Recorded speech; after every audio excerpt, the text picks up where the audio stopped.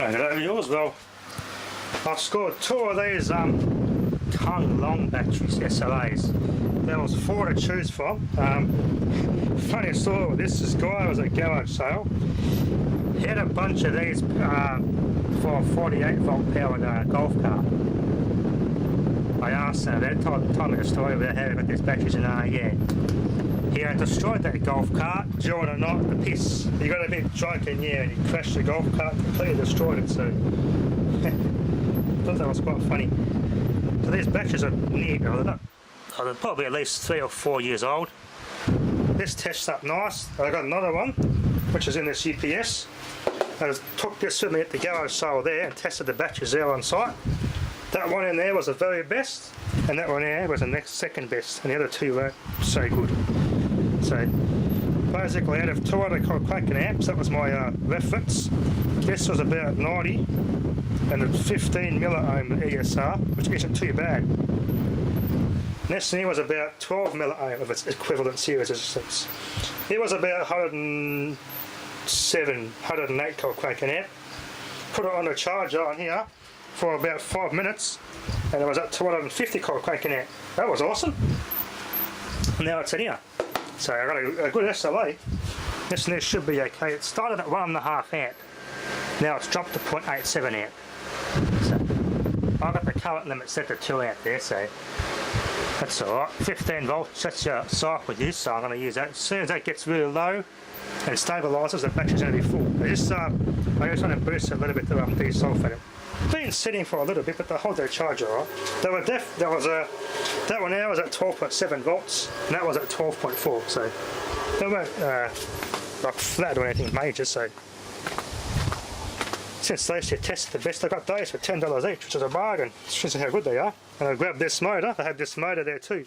Had a bunch of old motors, all water pumps, but they were all normal little, same age as this, little 1440 RPM and just household water pump jobs. And I see in this there, have a close look.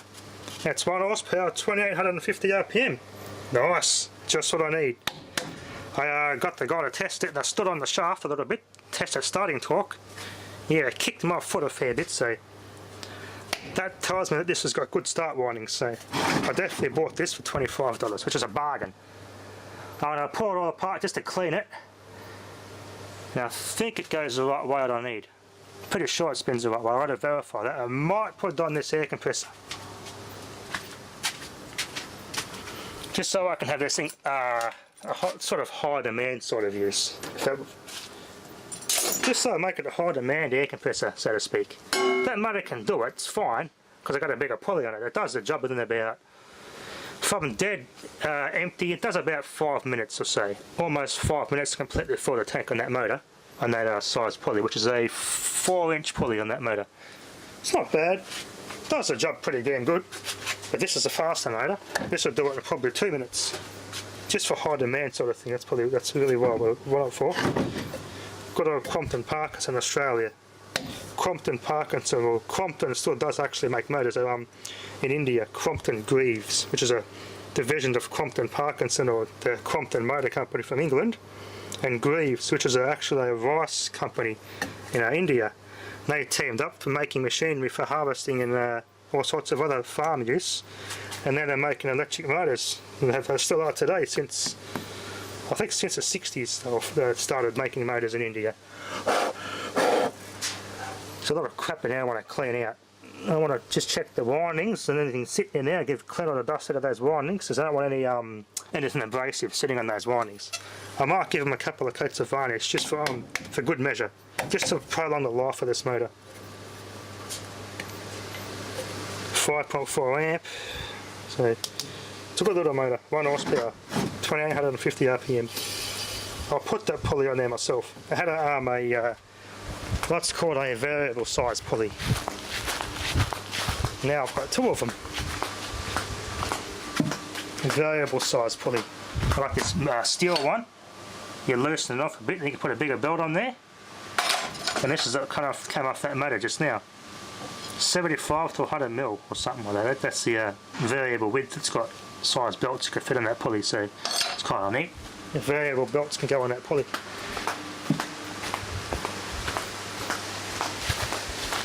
quite nice with the motor, runs good, bearings are good, starts really good. Got a nice cord, a nice clips or plug on it too. Little piggyback. 463 series. That's it. Plug it in with one-handed job. We'll see how we go. I haven't done a one-handed plug-in job in a long time. This is a good little motor. It runs good.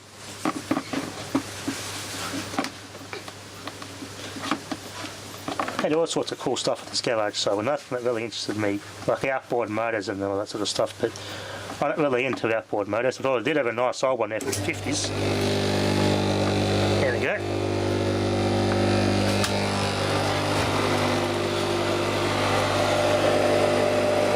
Runs quite nicely.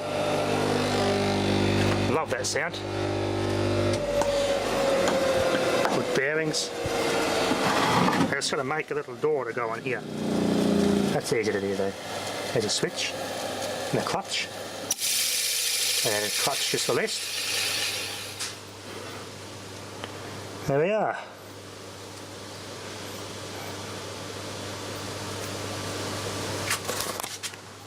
Because someone's arced something to that rotor. This rotor's been arced here before. Why it's sitting that rotor and arced on it? As I said, this motor, I had it tested and everything, so it's fine. When I bought it, I did all this. I got him to test it again and make sure it was good before I bought it. But I'm going to pull this all apart just to clean it anyway. Yeah, all that dust and stuff in there, that abrasive stuff, I don't want that in there. That can affect the lifespan of the motor, so I want that thing to last. So give it a good clean out. Also grab this battery out of my sister's. Don't know why, but must have left the lights on or something. It was completely dead flat, so I got it just in time and recovered the battery. It was 8 hours on this on Thursday, and yesterday they come and the old man came and tested it at the auto shop, and it passed. It got 680 cold cranking amps out of it. It's a 620 cold cranking amp battery, but it was like just over the limit. It was just on that borderline fair. So well, they decided to get a new battery anyway for that car. So. And now this electrolyte's actually floated that green ball up. It wasn't floating yesterday, and now it's actually on green. I'm going to give it a couple of weeks. Hey, bloody camera! Control down again. I'm going to keep an eye on the monitor of this camera when I'm talking. Anyway, basically what I was saying, I want the ESR around 4 milliohms. If it goes to that and stabilises around there, this battery is pretty much new. That's going to go on my other battery on my solar setup. That'll be awesome. Anyway, if I clean this out, I can press there while this bloody camera is sorting itself out. I've got some dust out of this thing, that's for sure. I'm definitely going to pull it all apart and just give it a really good clean. Yeah, that dust in there is not good, so I want it really clean inside this thing. That's one thing I love about that motor there though, it's all sealed, you can't, nothing gets in it. But this one, it's all open, got to be careful with dust and debris. That's the only drawback, dust and debris can get in there. Plastic fan, that's in good condition. So yeah, dust and debris getting in that, it's a bit of a limitation with that motor. Anyway, I just took this battery off the tester, off the charge. Now I've got 180 cold cranking amp at 14.5 milliohms, so it's going down, which is a good sign.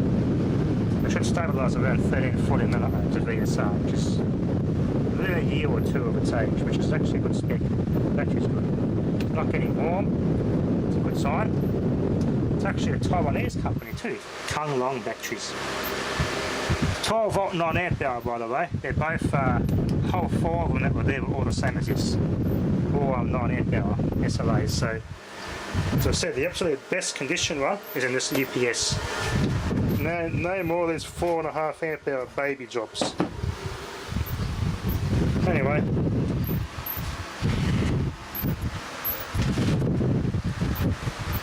$750 milliamp at 15 volts.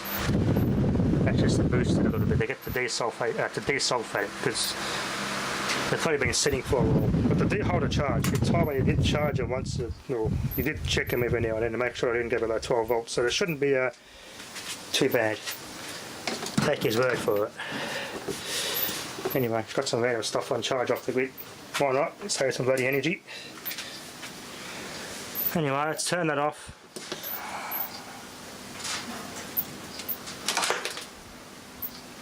That can be, I'll probably put that on my C-Tech charger. Just for here and there, we'll keep an eye on it and see how that goes. Which is pretty good anyway. Just doing another test on camera for you. But I thought it was funny. He got drunk and destroyed the golf cart that these are in. Would have been a funny thing to see. I love the happy juice. Use 2 watt cold crack an amp. It's about the reference. Knew it'd be about 250 cold crack an amp. I've discovered 13.4 volts, 19 milliohm, 173. It's not too bad. Can go better. So give it another couple of desulfation and be look after that.